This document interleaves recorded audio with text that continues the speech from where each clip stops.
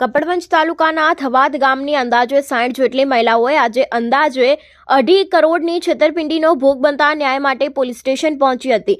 કપડવંજ તાલુકાના થવાદ ગામની મહિલાઓ છેતરપિંડીનો ભોગ બનતા ન્યાય માટે રૂરલ પોલીસ સ્ટેશન પહોંચી મહિલાઓના જણાવ્યા અનુસાર તેઓ તમામ મહિલાઓ સામાન્ય પરિવારની ગરીબ મહિલાઓ છે। તેમને કેટલાક મહિલાઓ વિધવા પણ છે। આ મહિલાઓના જણાવ્યા અનુસાર કપડવંજ તાલુકાના થવાદ ગામની અંદાજે 60 જેટલી મહિલાઓ સાથે અંદાજે 2.5 કરોડની છેતરપિંડીનો ભોગ બનતા ન્યાય માટે પોલીસ સ્ટેશન પહોંચી હતી। કપડવંજ શહેરમાં પણ થોડા સમય પહેલા આ જ રીતની લાખો રૂપિયાની છેતરપિંડી ગરીબ મહિલાઓને ઝૂંપડપટ્ટી વિસ્તારમાં બની હતી।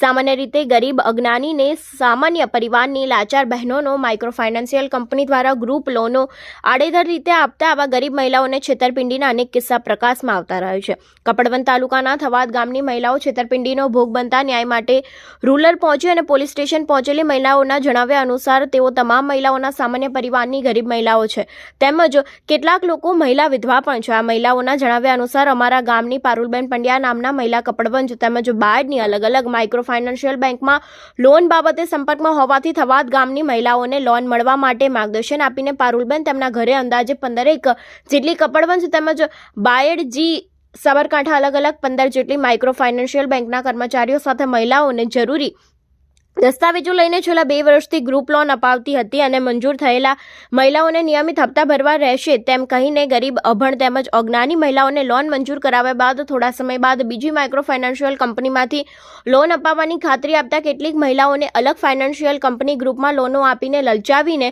અન્ય મહિલાઓને પણ લોન મંજૂર કરાવવા માટે 2 થી 3-4 હજાર રૂપિયા લઈને લલચાવીને ભરોસો જીત્યા પછી બીજી અન્ય મહિલાઓને લલચાવીને મારે રૂપિયાની સખ્ત જરૂર છે તેમ કહીને મને તમે એક લોન અપાવો તો હું તમને લોન અપાવી દઈશ। આ રીતે લાલચ આપીને એક તો લોન મંજૂર કરાવવાની 3 થી 4 હજાર લાંચ ઉપરાંત જે તે મહિલાના દસ્તાવેજો ઉપર અલગ અલગ ફાઇનાન્શિયલમાંથી અંદાજે 60 જેટલી મહિલાઓના નામે અલગ અલગ રકમની અંદાજે સેવા 2 કરોડ રૂપિયાની છેતરપિંડી કરીને લોન મેળવેલ હોય અને માઇક્રો ફાઇનાન્શિયલ કંપની દ્વારા લીધેલી લોનના હપ્તા માંગતા આ ગરીબને સામાન્ય પરિવારની મહિલાઓને છેતરપિંડીનો ભોગ બનતા આ મહિલાઓને પોતપોતાની હૈયાવરાળ તેમજ નાણાકીય મુસીબતોનો ભોગ બનતા ન્યાય માટે આજે કપડવંજ રૂરલ પોલીસ સ્ટેશને ફરિયાદ દ્વારા ન્યાય મળવા પહોંચી હતી। શું નામ તમારું બેન? નામ તમારું? તમારો શું બનાવ થયેલો તમારો? અમાર સાહેબ પેલા અમે લોન લેતો હતો અને અમે ઘેર લીધી પછી પસવારથી અહીં લીધી એમને દગો કર્યો અમને ખબર નથી પડી કાવી છેતરપિંડી બી અમને કરે અને છેતરી ના અમારી લોન લીધી અત્યારે અમારી ભરવાની પોઝિશન નહીં પોતાની લોન અમે દાઢી કરીને ભરીએ દાઢી મજૂરી કરીને ભરીએ અને એની લોન તમે કઈથી ભરીએ કાવી છેતરપિંડી કરીને બી અમને એવી જતી રહી। કોણ તમારે જો છેતરપિંડી કરી? પારુલબેન પંડ્યા। કેટલા દિવસ તમારે આ બનાવને? 3 મહિના થયા ને? કુલ કેટલા પૈસા તમારા ગયા છેતરપિંડીમાં? છેતરપિંડીમાં અત્યારે મારી એની 5 લોનો 5 લોનું તો કેટલી રૂપિયા આશરે? રૂપિયા સાહેબ એ ખબર નહીં મને। તમારા પૈસા કેટલા ગયા તમારા લોનમાં? તમારે કેટલા હા હા ખબર નહીં મને કેટલા તમારે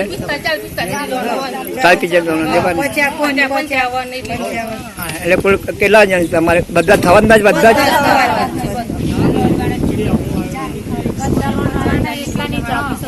બધાની જ છે।